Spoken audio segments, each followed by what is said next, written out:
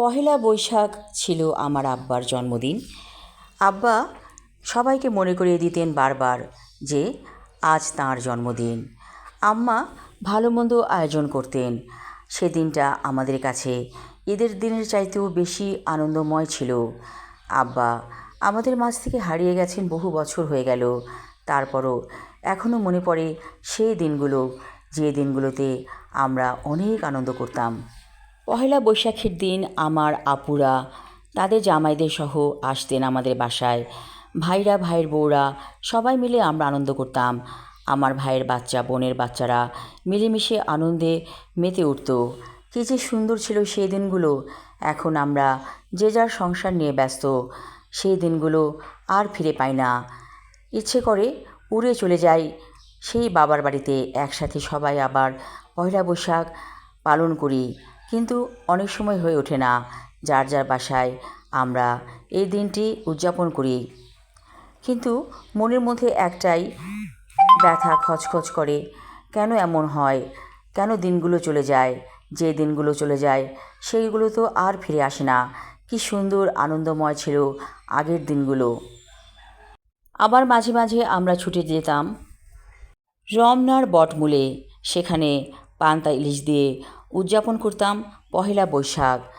এখন ইচ্ছে থাকলেও উপায় হয় না। নানা রকম ব্যস্ততায় চলে যায় দিনটা। ঘরকন্নার কাজ করতে করতেই দেখা যায় দিনটা শেষ হয়ে গেছে। অবশ্য আশেপাশে মেলা চলে, সেই মেলায় মাঝে মাঝে যাওয়া হয়। দূর থেকে দেখি নাগরদোলা চলছে, কিন্তু উঠতে ভয় লাগে। এই বয়সে যদি পড়ে যাই নাগরদোলা থেকে, তাহলে কি উপায় হবে? নির্ঘাত হাড্ডি ভেঙে যাবে। যার কারণে ভয়ে ওই পথে পা বাড়াই না। তারপর মেলাতে ঘোরাঘুরি করি, টুকটাক জিনিসপত্র কিনে বাসায় নিয়ে আসি। ভালোই লাগে। অবশ্য আমার কাছে একটা ব্যাপার মনে হয়, দিনগুলো চলে যায় ঠিকই, কিন্তু চলে যায় না সত্যিকার অর্থে। দিনগুলো আমাদের স্মৃতির মনে কোঠায় জ্বলজ্বল করতে থাকে। এই তো মনে হয়, এই তো সেদিন আমরা কত মজা করতাম, আব্বা আমরা সবাই মিলে, ভাই বোনেরা সহ। অথচ মনে হয় কে কোথায় চলে গেছে, আর তো সেরকমভাবে কাউকে পাই না।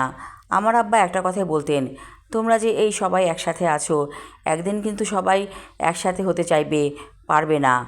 যার কারণে সময়টাকে কাজে লাগাও। সত্যি, অনেক সত্যি কথা বলে গেছেন আমার আব্বা। ভাই বোনদের মধ্যে কেউ আছে বিদেশে, কেউ আছে ঢাকায়। এভাবে আমরা ছড়িয়ে ছিটিয়ে আছি। সবাই একসাথে হতে চাইলেও আর একসাথে হওয়া হয় না।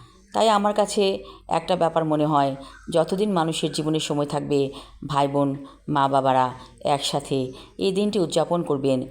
কারণ ইচ্ছে থাকলেও একসময় উপায় বের হবে না। যেমন আমার আম্মা আব্বা কেউ বেঁচে নেই, তারা চলে গেছেন কবর দেশে।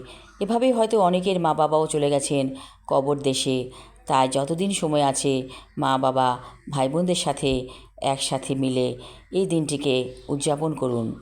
সবাই ভালো থাকুন। ধন্যবাদ।